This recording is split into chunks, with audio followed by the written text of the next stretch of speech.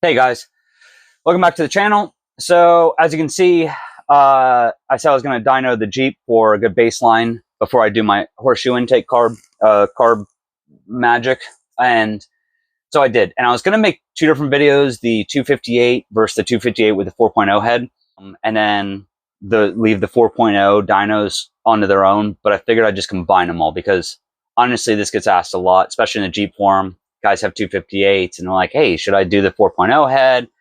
And you see reports of, oh, it gains 40 horsepower, and people can, debating whether it's the EFI that they rip off or if it's the actual cylinder head design, blah, blah, blah. So anyhow, and that's actually how I got into this mess of messing around with Jeeps. So I'll start off with this. Oh, and before I get too far, so I have dyno runs, and also I do 10 to 40 mile per hour runs on an app, on basically a race timer app. And the reason I do 10 to 40 is because I don't like to drop the clutch. When you got bigger tires, that's a lot to move. It's pretty heavy on a clutch. So I do rolling starts, and I only go to 40 miles per hour because that's basically 40 miles per hour is just before the end of my second gear. So happens, I'm rolling, I quickly tip into the carb, and then I shift the hell out of second gear, squeal the butt a little bit, and I get to 40 basically right before I'm about to shift into third. So to me, there's only one shift point, and it's where most driving is. It's where most Jeeps are going to be. These aren't 100-mile-an-hour vehicles. So to me, it's a good data point. Plus, I do it around neighborhoods, just outside neighborhoods. So I don't want to do to 60. I have all those as well recorded over the years. So I will interject that with the dyno numbers. So let's get into it. So what you're looking at here is two runs of my 258. This was in third gear. You can see it in the lower right-hand corner. And this was 3.07 gearing. That's why we did third gear. My dyno guy, he didn't want to go over 100 miles an hour in fourth gear in my rickety ass Jeep. So whatever, that's what we have. And it's consistent up to a certain point. We do third gear pulls in the next two dynos as well. Third gear pull, 31-inch tires, 258 block with 258 head, 258 intake, a Weber 3038 carb, and the stock D35, which is the rear axle, which is 3.07. So we have 104 is the best, and 189 is the best torque. Now, that's pretty good. That is, according to stock, it should be at 112 horsepower and 210 pounds of torque. I've read that the parasitic loss of an AX15, the transmission, and the transfer case, the MP231, is about 20%. That would bring that stock number from 112 down to 90, well, 89.6, and the stock torque from 210 to 168. Well, I beat both those numbers by a fair margin. I beat the horsepower basically by 14, and I beat the torque by a lot, 20. So I don't know if the AX15 and the MP231 has 20% parasitic loss. Plus, I'm on 31s. Maybe it does. Maybe it doesn't. I don't know. Either that or I tuned it really well. I will note I did not just slap on a Weber 38. I did a fair amount of work to it. If you guys want a video on that, because I know that they're popular, and I actually love my little 38, my little Weber 38. I still have it, still have the intake, everything. If you're interested in the mods I did to that, just leave a comment and I'll go over it. I would love to dive back into that little guy. So there you go. That's a 258. Then the debate is whether the 258 with a 4.0 head adds 40 horsepower, I believe is the claims they say on the internets. Some people, a lot of people rip off the multi-port fuel injection when they steal the head. I shouldn't say steal. Get it from a junkyard. And so the debate was, oh, it's the cylinder head that adds horsepower. No, it's the intake it's the multi-port fuel injection that adds a horsepower, not the cylinder head. I should also note, nobody ever mentions the exhaust, but you use a 4.0 exhaust on it, which is way better than a 258 cast iron exhaust. It's the 4.0 exhaust is kind of like generic headers. In fact, if you look up Jeep 4.0 headers, they're going to come up. And that's just stock exhaust. But it's a pretty good design for being stock, especially for the years that they designed it. So anyhow, this is third gear pull, 3.07 rear end, the same 31s, the same 258 intake with the Weber 38. And the only change was the cylinder head and the 4.0 exhaust. Like I said, you have to use that exhaust. Same distributor, same everything. So it was with the 4.0 head, we got 127 horsepower and 211 pounds of torque. So that's 23 gain across the board, 23 extra horsepower, 23 pounds of torque gain. That's pretty good. And I just dawned on me, I forgot to do the 10 to 40 mile per hour seconds. My 258, 10 to 40 mile per hour, it was 6.3 seconds. It's the best I could get, right? This one, with an extra 23 horsepower and 23 torque, my best was 5 seconds. That was one time.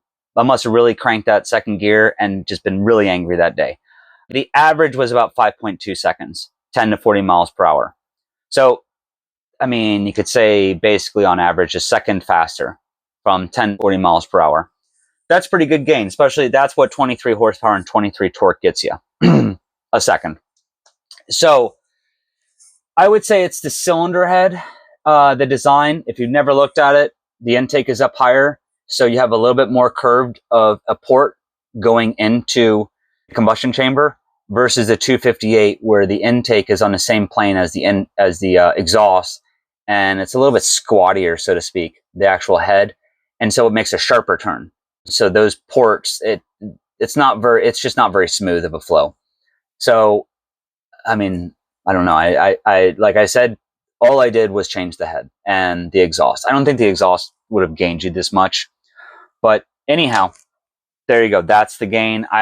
Personally, I think it's worth it. Oh, and I used the AutoZone 7120 head from AutoZone. Like, it was like $400. I did the JB Weld with the packing peanuts, that dissolve in water. I did that trick and it worked out good for, let's see, with the exhaust and head. I mean, what did I have, like $500 into it? Let's just call it, after you buy the cylinder head gasket, $600. I don't know. I was happy with it. I was super happy with it. So a good gain for the money spent. Now, and you know what? Let me also interject here. When I did the 258 to the 4.0 head, I dynoed it. I was supposed to do a third run because at this point I had bought an Edelbrock head, just because, I don't know. I was on a Jeep forum. I'm like, I'll do it. Oh, I'll do it. And they're like, you're not going to do it. And I'm like, oh, I'd do it. So I did it. And I bought it and I slapped it on. And it's basically, if you look at it when you get one and you actually hold it, or even if you look online and you really, really start zooming in and looking at it, it's basically a 7120 head. It's just aluminum for $2,000. Now, the chamber area is a little bit different. It has better chamber flow, and it's 0.2 cc's smaller than the stock, which, I mean, that's not much. And the chamber flow is a little bit better. I've seen them claim you get like 40 horsepower. I didn't feel that. I mean, I put it on, and actually, I just didn't get a chance to dyno it because my 258, well, sad story about a lifter going and all that jazz. But anyhow, I put it on. I didn't notice it. I didn't feel it at all. And in fact, thank goodness I do actually the 10 to 40 mile per hour runs, because I did not get to dyno it. But my 10 to 40 miles per hour, I actually have them. It was the same time. So any gains it did give me, I didn't notice, I didn't feel, and it didn't come up on the timer. I don't know. It's just what I have. Is it a ripoff? I wouldn't go that far. If you're going to hop up a 4.0 with rocker rollers and roller rockers, and maybe if you're going to port it or something like that, like Newcomer does, I'd say it's worth it. If you're just going to slap it on and expect, an extra 20, 30 horsepower or torque, I'm sorry, I don't think you're going to get it. Me personally, I didn't get it. Like I said, didn't get to dyno it, but my 10 to 40 mile per hour runs were the exact same, like literally. So didn't even shave off 0.1 of 1 second or anything. So anywho, Let's get on to the 4.0. At this point, my 258 had exploded, which was, I don't know, it's kind of messed up. We tried to save it, got the stripper glitter out of the oil and all that jazz and cleaned it up and all that. And it just, I don't know, the cam wouldn't take. Bought a junkyard 4.0 and I traded the old 258 head and got a Clifford Intake. And then I got a Holley 390, which double pumper, the list number is 80507. And yeah, it's crazy. Yeah. And I can go into, I'll make a video about how I selected that carb and why. Pretty confident, even though, like I said, I'm a novice but I like to dig deep into things. You know what I mean? I'm like the 4chan of Jeeps here. So I started looking all the numbers and the area of the throttle blades and all that jazz and how the secondaries work and primaries and all, and comparing it to a Weber 38. You'd be very surprised. In fact, even like the Venturi. So I can go into how I selected a carb and why, and actually kind of disregarding the CFM BS. I mean, it's not BS, but it's there to confuse you, in my humble opinion. Anyhow, this is a 4.0, the same D35 3.07 rear end, same 31s, but with a Clifford intake and a Holley 390 double pumper. And what this threw down in third gear, we're still using third gear here because I still have the same rear end, was 157 was the highest horsepower and 215 was the highest torque. Now, stock, a 4.0 is supposed to throw out 185 horsepower and 220 pounds of torque. And with the 20% loss, like I said, from the AX15 and the transfer case, which is just kind of a number that is floating around the internet, 20 to 25% loss. It should be at 148 horsepower and 176. So 185, 20% loss gives us 148. 220, 20% loss gives us 176 pounds of torque. Well, I beat both of those for sure. Again, I don't know what it is. I don't know. There's a whole bunch of things that this could be. Could be fuel injection versus carb. Carb does put out supposedly, I know, don't yell at me, but supposedly more raw power. I don't know. I don't really care. This is the number I got. My 10 to 40 miles per hour with this was, my best was 4.2 seconds. Compared to a 258, I keep losing a second, almost exactly. So my best 258 run, full 258, was 6.3. The best with 4.0 head was 5. And now 4.0 engine with the 390, my best is 4.2 seconds. So I've gained 2.1 seconds if you're comparing 258 to 4.0. The power is undeniable. I mean, come on. Look at the numbers. So here is where I kind of tried to see how I stack up against other guys. Eric Weingartner had an awesome video about how you can't really look at dyno numbers and compare them because dynos are different, this, that, and the other. I always use the same dyno guy. He lets me be a patron. This guy does he drops his kit off in a Corvette with over 1,000 horsepower. So trust me, it's like when my Jeep rolls into his shop, it's like a joke. It's a really bad joke, but nonetheless. So I use the same dyno, and I use the same guy, Joe, and he's always the one dynoing it and all that jazz. So there's no monkey business. I tried to compare it to other 4.0s. I'm going to assume that all of these are with fuel injection, and I don't know. They don't really give us this guy had 3.73 gearing. The rest really don't give us this, and he had 31s just like I do. So he had 100. This seemed to me to be the closest guy on this list. So he had 133 horsepower and 164 pounds of torque, and I beat that fairly easily. So in fact, I mean, I'd be 11, but this is third gear, so I kind of compared to that on 31s. So then what I have is 2 days ago, I did my 4.0, same Holley 390, everything, but in 410, which allowed us to now get into fourth gear for a dyno run. And this is that. So 146 horsepower, 226 torque. So basically I lost 10 horsepower, gained 10 pounds of torque. I don't know why. I don't know if that's because of the gearing. I don't know if that's because of, well, okay, we have two gears. I don't know if that's because of the final drive gearing, the differential going from 3.07 to 410, or if that's from going from third gear to fourth gear. And maybe they kind of equal each other out, but not fully. And maybe that's why I lost 10 and gained 10. I don't really know. I tried to figure it out.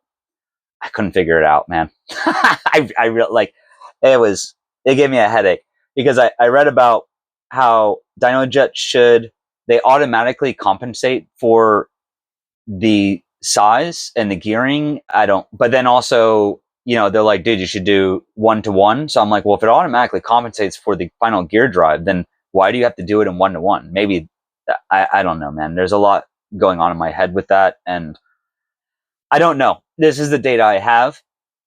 This one was the baseline. Like I said, I want to get an updated baseline before I throw on my horseshoe carb. That's it. And this is the data I'm sharing. So I'd rather not. Yeah, I compare it to my previous one, but really it's tough to do. And I tried to compare it here. The horsepower of the 4.0 with 3.7 gearing in third gear is overlaid over the 4.0 in 410 gearing and in fourth gear. You can see the 10 horsepower drop and everything shifted down, right? Again, I don't know if that's from the final drive gearing of the 307 to now we have 410, or if it's from going to third gear to fourth gear. I really don't know. But everything shifts down. In theory, I would think it's a 3.7 final drive to 410 that did that change, because from third gear to fourth gear, you should be seeing your horsepower over the higher RPMs, I think, if that makes sense. Whew. Yeah, like I said, it's already hurting my brain and whatever. And here I try to compare the torque. So I overlaid them again. So we had the 4.0 with the 3.07 in third gear. That's the red. And then we have the 410 in fourth gear. That's the blue. Again, you see the gain. So I lost 10 horsepower and I gained 10 torque. You see the gain, and again, everything shift downward.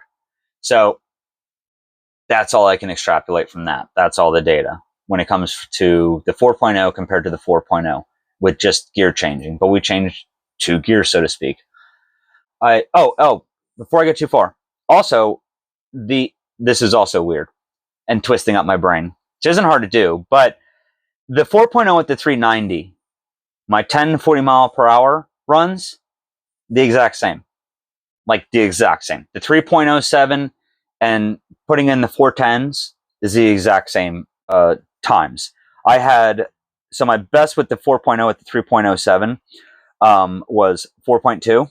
Yeah, dude, the best I have now as a 227.25 was 4.3. So, I mean, yeah, pretty much the same. Oh, 410, the first run I ever did was 4.2 seconds. So the exact same. I don't know, man.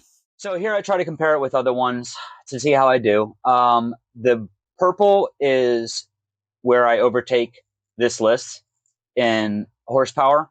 It's comparable to a ZJ 4.0. The blue one is my torque, so I romp it on torque. Which again, maybe that's because of the gear change, or the fourth gear. I don't know.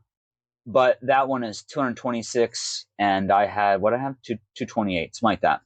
Which is crazy because this guy actually is 6 psi turbo.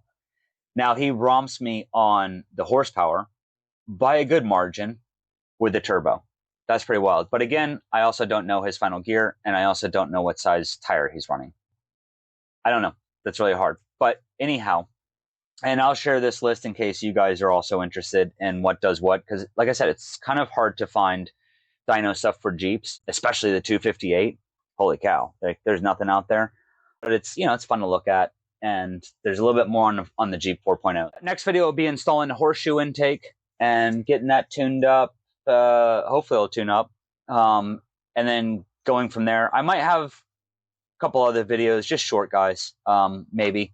But yeah, that's the next one. So, and then go dyno that and blah, blah, blah, blah, blah, and all that stuff. All right. I just wanted to share the dynos that I have and get us all up to speed on. So that's where I'm sitting at, the latest dyno. And then we'll compare it with the horseshoe if it idles and makes power and all that jazz. All right. All right, guys. Talk to you later. Bye.